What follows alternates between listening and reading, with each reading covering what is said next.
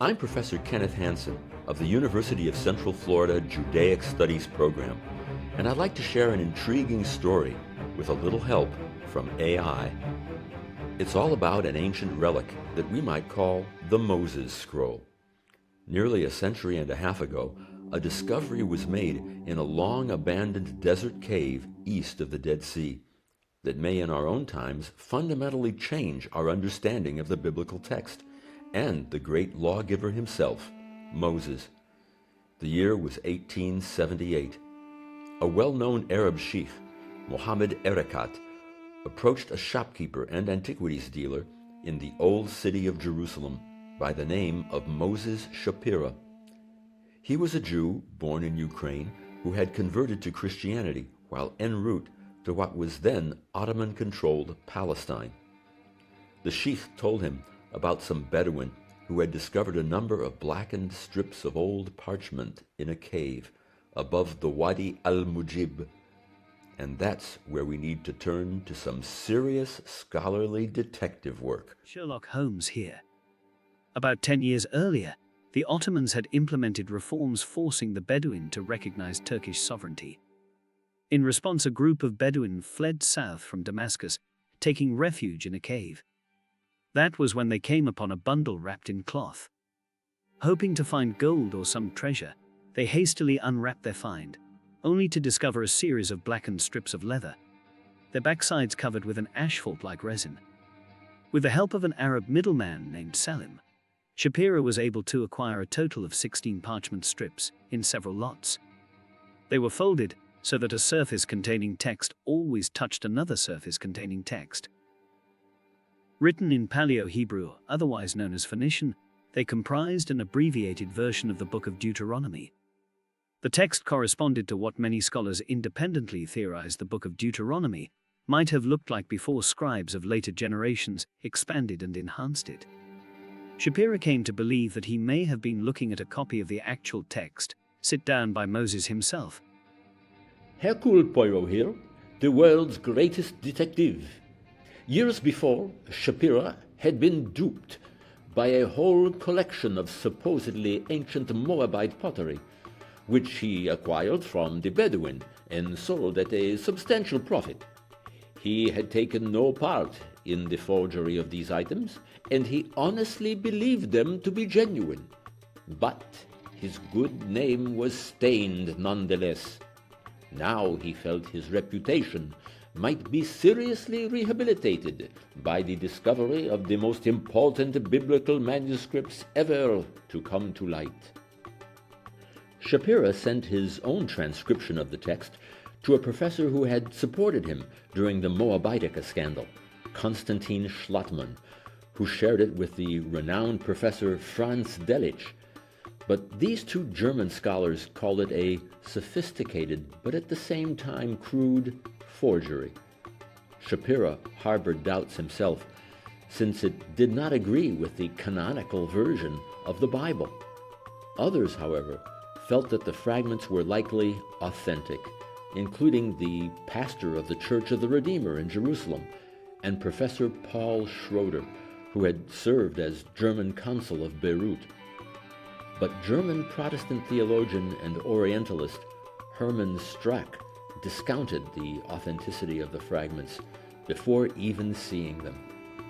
Ultimately, in 1883, Shapira made his way to Europe, first traveling to Leipzig, where he presented his parchments to a group of scholars to look at them together and render a verdict. After spending only an hour and a half examining them, their unanimous conclusion was that these were clever forgeries.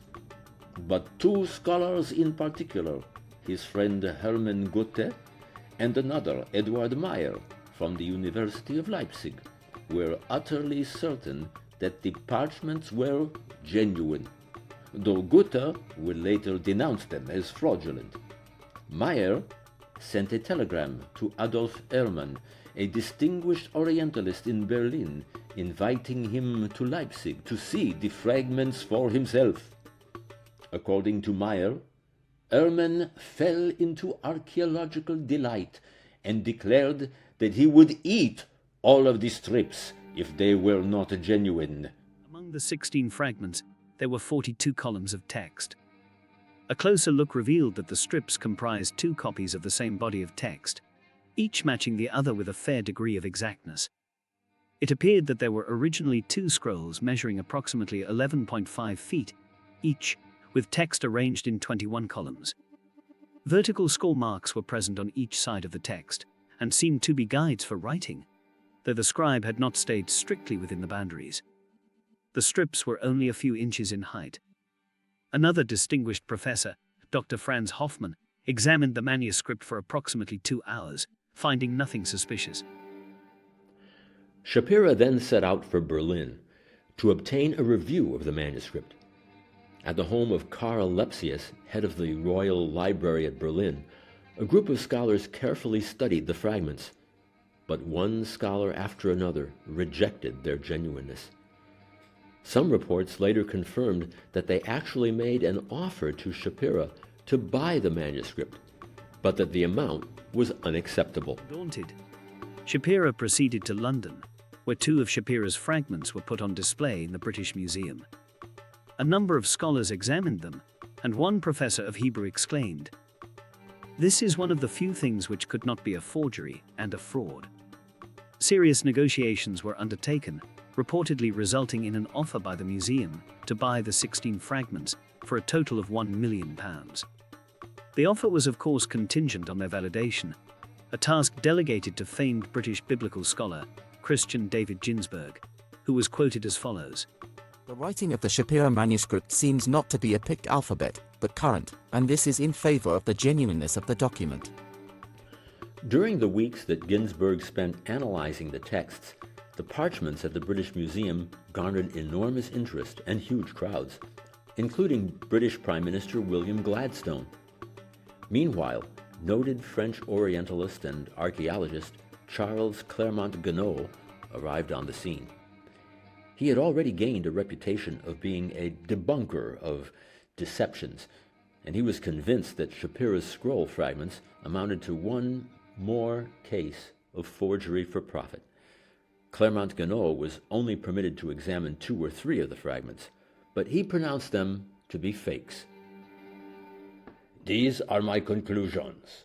The fragments are the work of a modern-day forger. I am able to show, with the documents before me, how the forger went to work. He took one of those large synagogue rolls of leather containing the Pentateuch, written in square Hebrew character and perhaps dating back 2 or 3 centuries, scrolls which Mr. Shapira must be well acquainted with, for he deals with them, and has sold to several of the public libraries of England sundry copies of them, obtained from the existing synagogues of Judea and of the Yemen. The forger then cut off the lower edge of the scroll, that which offered him the widest surface.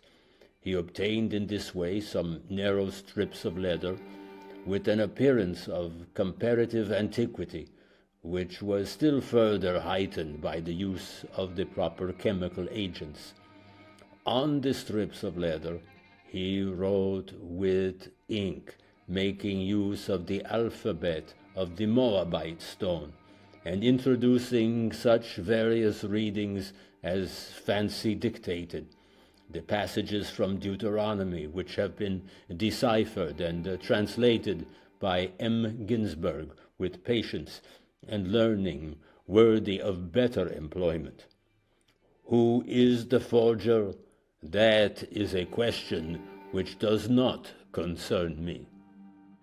Clermont-Ganneau declared them to have been sliced from the lower portion of Eastern Torah scrolls, even though he had not been able to compare such scrolls with Shapira's fragments. Not long afterwards, Ginsburg released his own findings. In a letter to the British Museum, he wrote, "The manuscript of Deuteronomy which Mr. Shapira submitted to us for examination is a forgery. The narrow slits of leather on which it was written are cut off from the margin of synagogue scrolls. The columns of these scrolls are bounded on the right and left by vertical lines drawn with a hard point. Now, the Shapira fragments exhibit these lines with a dry point, but not as boundaries to the margin, for the writing on them extends on each side beyond the lines, thus confirming the theory that they originally formed the ruled margins of legally written scrolls. There were no less than 4 or 5 different persons engaged in the production of the forgery, a Polish, Russian, or German Jew, or one who had learned Hebrew in the north of Europe. Shapira replied to this damning verdict in a letter, writing as follows: Dear Dr. Ginsburg, you have made a fool of me by publishing and exhibiting things that you believe them to be false. I do not think I shall be able to survive this shame, although I am not yet convinced that the manuscript is a forgery unless M. Gano did it. I will leave London in a day or two for Berlin. After these declarations of forgery, the manuscripts were removed from public display at the British Museum. Soon after Ginsburg's report, Shapira left London for Berlin. The London Times subsequently reported that the German scholars in Berlin had known all along that the fragments had been forged. Many assumed that Moses Shapira was the clever forger. As the scholarly world lined up to denounce the manuscripts, Shapira came to Amsterdam, likely because in nearby Leiden, an international congress of Orientalists was about to take place. Perhaps he could find fresh support among those scholars. He also wrote to the chief librarian of the British Museum, Edward Augustus Bond, begging him, Let the manuscript be examined by several scholars and archaeologists of different schools and doctrines. But Shapira's pleas went unanswered. He had with him a single strip of text, while 15 leather strips remained at the British Museum. He moved on from Amsterdam to Rotterdam. In February 1884, he rented a room at a guest house and subsequently shot himself, committing suicide. He was 51 years old. His family back in Jerusalem sold nearly everything in order to pay off their creditors. Shapira's eldest daughter, Augusta, had been engaged to Professor Schroeder's son, but with news of the evolving scandal, the engagement was broken. The British Museum did not return the 15 leather strips to Shapira's widow. Instead, they were sold at auction to a bookseller for the trivial sum of £10, 5 shillings. Years later, in 1887, they were briefly displayed in London's Royal Hall during the Anglo-Jewish Historical Exhibition. No mention was made that they had been declared a forgery. About a year later, they were sold yet again, presumably for £20, to one Philip Brooks Mason, who later presented a paper titled The Forgery of Shapira. Thereafter, all attempts to track down the fragments have turned up nothing. All that remains are 19th century facsimiles of the manuscript, copied meticulously by hand, clearly displaying the Paleo-Hebrew characters. Ginsburg also made drawings, though for paleographic purposes, they are not dependable. Recently, a prominent scholar, Idan Dershowitz of the University of Potsdam, has examined the entire case afresh. Obtaining and reviewing Shapira's private papers, he concluded that it is highly unlikely that the fragments had been forged. This is because Shapira, in his own journals, struggles to make sense of the parchments and what they mean. If he had been the forger, why would he be attempting to decipher them? Shapira certainly himself believed that the manuscripts were genuine. Moreover, if they had in fact been forged, then Shapira was likely the victim of the hoax, not its perpetrator. But who else might have forged them? The Bedouin, the Arab middleman. They certainly didn't have the knowledge or expertise to create such a manuscript, and if somehow they had such knowledge, why would they have sold the fragments for a relative pittance to Shapira? The only one with a financial motive was Shapira himself, who tried to sell them for £1 million. But again, Shapira would not have been struggling to understand a text that he himself had forged. The only explanation that makes sense is that these fragments were genuine, possibly representing the oldest biblical manuscript ever recovered, dating from the First Temple period. Was this the actual forerunner of the book of Deuteronomy? Was this a copy of the text that Moses himself had produced? Or perhaps a copy of a copy of a copy? It's certainly possible that some of the fragments survived and may one day resurface.